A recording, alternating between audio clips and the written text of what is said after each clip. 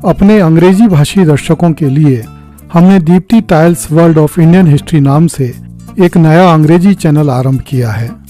कृपया नए चैनल को एक बार अवश्य देखें तथा उसे लाइक, सब्सक्राइब एवं शेयर करें।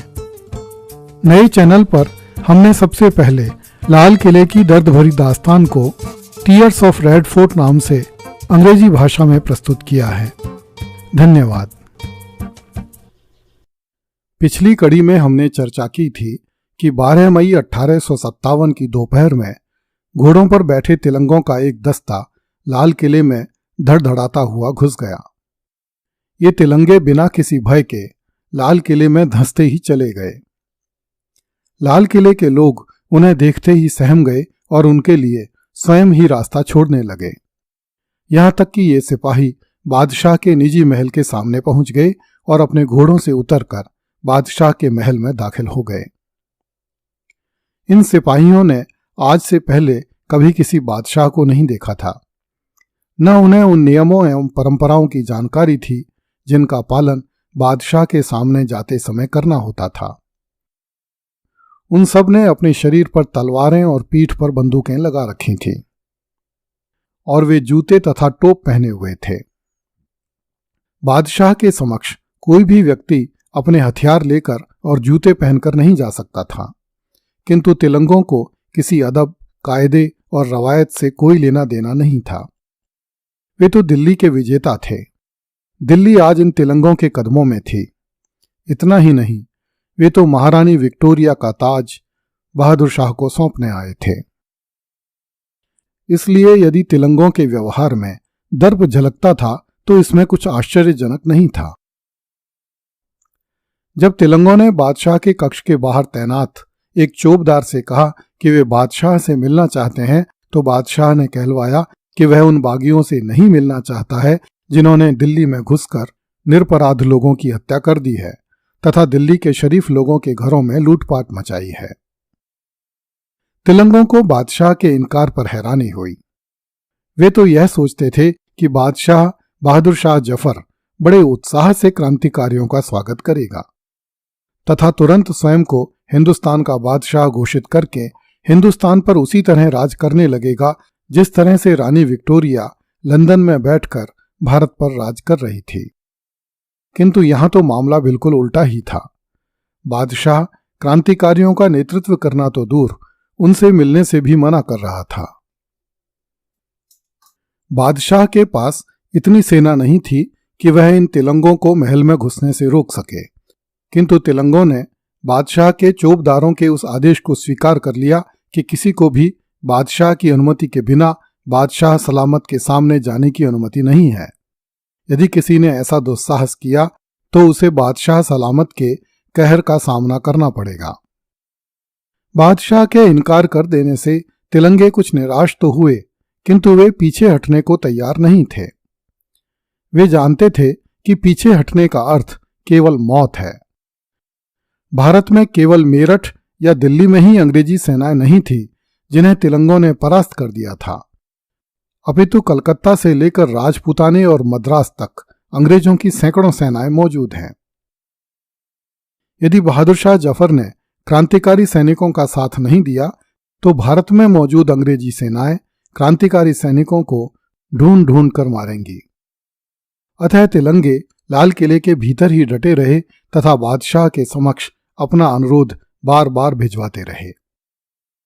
अंत में आधी रात के समय बहादुर शाह क्रांतिकारी सिपाहियों के सामने आया। उसने क्रांतिकारी सिपाहियों से कहा कि उन्होंने बहुत गलत काम किया है। अंग्रेजों के निरपराध परिवारों एवं दिल्ली के रईसों को मारकर वे कौन सी क्रांति कर रहे हैं। इस पर कुछ तिलंगों ने बहुत तैश में आकर बादशाह की बात का प्रतिवाद किया। इससे बादशाह और अधिक नाराज हो गया।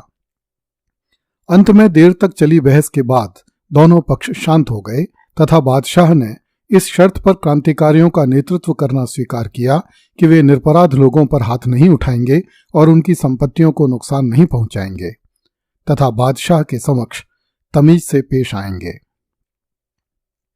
तिलंगों ने बादशाह की इन शर्तों को स्वीकार कर लिया और उन्होंने रात में ही बादशाह को 21 तोपों की सलामी दी। इस तरह 12 और 13 मई के बीच की आधी रात के सन्नाटे में लाल किले में से तोपें गरजने लगी। लाल किले से छूटते तोप के गोलों की आवाज से दिल्ली के लोगों की नींद खुल गई। अनजाने भय से सभी की छाती कांप गई। हे ईश्वर, जाने क्या होने को है। ये तोपें क्यों गरज रही हैं? क्या तिलंगों ने लाल किला उड़ा दिया या फिर अंग्रेज लौट आए? सैकड़ों तरह की आशंकाएं प्रत्येक दिल्ली वासी के मन में कौंध गईं। लाल किले में गरजती हुई तोपों की आवाज यमुना के पश्चिम तट पर स्थित रिज पर भी पहुंची, किंतु तब तक अंग्रेज वहां से करनाल के लिए रवाना हो चुके थे। फिर भी वे दिल्ली से अधिक दूर नहीं जा पाए थे। इसलिए बहुत से अंग्रेजों ने भी तोपों की इन आवाजों को सुना। आधी रात में लाल किले में गरज रही तोपों का क्या मतलब है, वे समझ नहीं पाए। 7 समंदर पार करके लंदन से दिल्ली पर राज करने आए अंग्रेज आज की रात किसी भी बात का कोई भी अर्थ निकालने में असमर्थ थे। वे तो बस जितनी जल्दी हो सके दिल्ली से बहुत दूर निकल जाना चाहते थे। इसलिए वे असहायों की भांति रात के अंधेरे में भी करनाल की तरफ भागे चले जा रहे थे। धीरे धीरे तोपें शांत हो गईं। दिल्ली वासियों की फिर से आंख लग गई और करनाल की तरफ भाग रहे अंग्रेज भी दिल्ली से काफी दूर हो गए। अंततः 12 मई 1857 की मनहूस रात भी बीत गई और 13 मई का दिन निकल आया। आज का दिन कल की तरह असमंजस से भरा हुआ नहीं था। दिल्ली ने एक दिशा ले ली थी। अब तिलंगे दिल्ली की सड़कों पर अवैध अतिथि नहीं थे, न ही अब वे दिशाहीन हत्यारे थे, और न ही दिल्ली के स्थानीय लुटेरे उन्हें भरम में डालकर उनसे सेठों और लालाओं की हवेलियां लूटने को कह सकते थे। अब वे दुनिया में सबसे शानदार माने जाने वाले अजीमुश शान बादशाह बहादुर शाह जफर के सिपाही थे। दिल्ली की जनता को भी इस बात का पता चलना जरूरी था। इसलिए तिलंगों ने बादशाह बहादुर शाह जफर से अनुरोध किया कि वह दिल्ली की सड़कों पर एक जुलूस निकाले तथा दिल्ली की जनता को अभय दान दे। बहादुर शाह जुलूस निकालने का बड़ा शौकीन था, इसलिए वह इस कार्य के लिए तुरंत तैयार हो गया। जब तिलंगे बहादुर शाह को लेकर दिल्ली की सड़कों पर निकले तो बादशाह को स्वयं पर गर्व हुआ। आज जीवन में उसे पहली बार अनुभव हुआ कि बादशाह होने का अर्थ क्या होता है। तिलंगे पूरे जोश से बादशाह की जय जयकार कर रहे थे तथा भारत माता की जय बोल रहे थे। लेकिन जब तिलंगों ने रानी विक्टोरिया और गोरों को गालियां देना आरंभ किया तो बादशाह खिन्न हो गया। उसने अनुभव किया कि तिलंगों की नारेबाजी में उस गरिमा का अभाव है जो बादशाह के जुलूसों में चलने वाले सिपाहियों में होती है। तिलंगे अपनी जीत की खुशी का इजहार अशोभनीय नारों से कर रहे थे। उन्हें इस बात की परवाह नहीं थी कि अजीम उश्शान बादशाह हुजूर भी इस जुलूस में शामिल हैं। उनके सामने अशोभनीय शब्दों का उच्चारण नहीं किया जा सकता। बादशाह अजीब सी दुविधा में फंस गया। एक तरफ तो उसे लग रहा था कि यदि इन तिलंगों द्वारा की जा रही क्रांति सफल हो गई तो बहादुर शाह जफर भी अपने पुरखों की तरह हिंदुस्तान का बादशाह बन जाएगा, किंतु दूसरी तरफ उसे अनुभव हो रहा था कि जब तक इन असभ्य पूर्वियों को सभ्यता नहीं सिखाई जाएगी तब तक ये बादशाह की गरिमा को समझ ही नहीं पाएंगे। इसी दुविधा में फंसा हुआ बहादुर शाह जफर अपने हाथी पर बैठकर दिल्ली की सड़कों से गुजरता रहा। अगली कड़ी में देखिए, दिल्ली वाले मानते थे कि तिलंगों को खुदा ने दिल्ली में भेजा है।